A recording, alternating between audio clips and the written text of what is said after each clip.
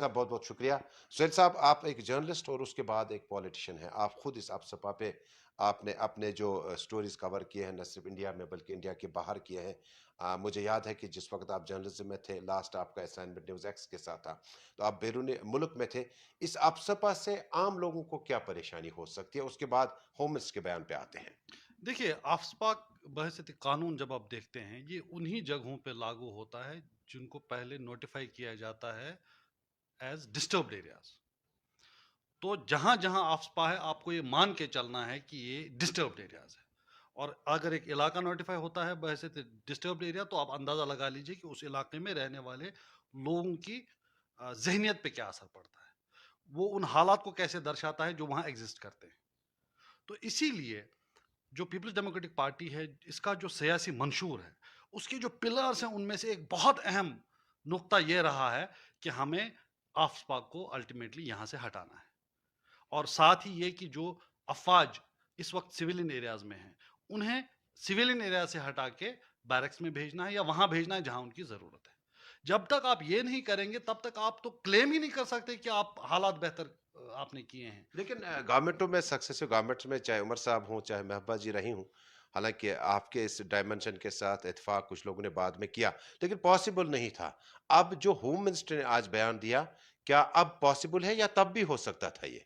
देखिए, हमने जब बीजेपी को एंगेज किया गवर्नमेंट फॉर्मेशन के लिए, तो कुछ चीजों पे हमने उनसे रिटर्न में वादा लिया कि हम सरकार में जब साथ रहेंगे तो ये चीजें हमें करनी है। हम्म। तो ये जो बातें आज हो रही है, तो हमने तब भी उनसे लिख के लिया था, और जिस डॉक्यूमेंट का नाम हमने एजेंडा ऑफ अलायंस लिखा था, उसमें लिखा था कि हमें आफ्फा को रिव्यू करना है और विड्रॉ करना है। उसमें लिखा था कि हमें जो है आर्मी जो है सिविलियन एरिया से धीरे धीरे करके निकाल के बैरक्स में भेजनी है, और जहां वहां भेजनी है जहां उनकी जरूरत हो।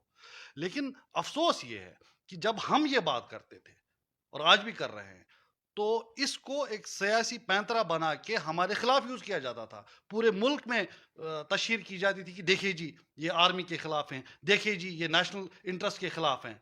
लेकिन कहीं ना कहीं सबको अंडरस्टैंड ये करना पड़ेगा कि जब तक आप डिस्टर्ब्ड एरियाज एक्ट नहीं हटाते, जिसका मजहर अफस्पा है, तो आप कैसे ही क्लेम कर सकते हैं कि हालात बेहतर हुए हैं?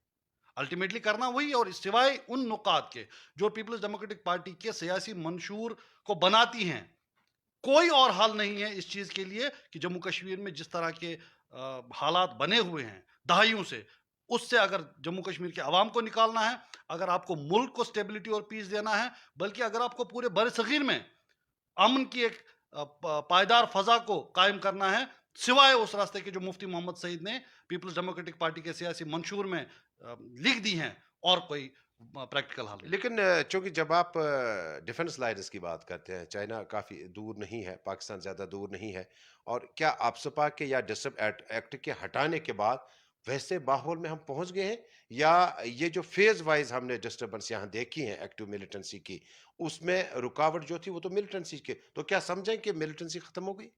देखिए, दो चीजें हैं। एक तो एक नैरेटिव क्रिएट किया गया है पिछले कई सालों से बीजेपी की तरफ से कि यहाँ तो हालात बिल्कुल फाइन हो गए हैं, अब तो कोई टेंशन नहीं। आप देख लीजिए, यहाँ G20 समिट हो रहा है, यहाँ बाकी चीजें हो रही हैं, सब चंगा सी। तो अब अगर वो बात है, तो आप आज के आज डिस्टर्ब्ड एरियाज एक्ट को डीनोटिफाई कर दीजिए, आफ्सपा को हटा दीजिए। हमें टाइमलाइन के जाल में मत फंसाइए। हालात ठीक हैं तो हटाइए, और हालात ठीक हैं तो हमें यह बताइए कि हमारे हजारों नौजवान आज भी जेलों में क्यों मुकैद हैं, चाहे वो जम्मू कश्मीर में हो, बाहर हो, उनकी तो सुनवाई तक नहीं हो रही है। अगर हालात ठीक है तो उनको छोड़ दीजिए। आप क्यों नहीं कर रहे आप ऐसा? तो ये माने कि वक्त आ चुका है कि जो होम मिनिस्टर ने अब डिसीजन लिया है, इसकी आपकी मेहनत, मशक्कत, तैयारियां काफी वक्त से चल रही थी, और एक अच्छा फैसला मानते हैं अगर होता है? अगर होता है तो क्यों नहीं, देर आए दुरुस्त आए, दुरुस्त आए। लेकिन मसला ये है कि पूरे मुल्क को पता है कि बीजेपी वाले खुसूसन पर्टिकुलरली जब इलेक्शन का माहौल होता है, तो वादे करते हैं जो बाद में करते नहीं हैं। और जब उनसे फिर सवालात किए जाते हैं कि जनाब आपने तो कहा था 2 करोड़ नौकरियां देंगे, आपने कहा था 15-15 लाख अकाउंट में डालेंगे, अब क्यों नहीं कर रहे, तब वो कहते हैं वो तो जुमला था।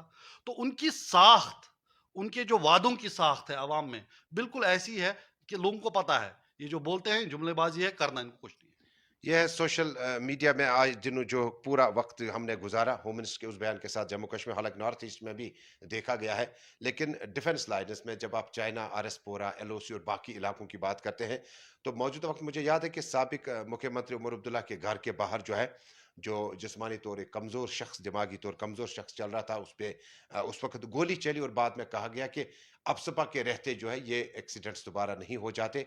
उम्मीद की जाती है कि होम मिनिस्टर यानी गृह मंत्री अमित शाह के इस बड़े डिसीजन के बाद अब इसका इम्प्लीमेंटेशन का वक्त जो है आ चुका है। हालांकि पिछले सरकारों में मुफ्ती मोहम्मद सईद के वक्त में टटू ग्राउंड से और बाकी जगहों से फौजी इनखला तकरीबन शुरू हो चुका था, और ये जो बिल्कुल टाउन्स है, यहाँ पर बहुत ज़्यादा फौज के बजाय आपको यहाँ पर एजुकेशनल सेंटर्स या इको टूरिज्म में पार्क्स वगैरह तामीर करनी थी। उम्मीद की जाती है कि गृह मंत्री के इस बयान के बाद जम्मू कश्मीर की राजनीति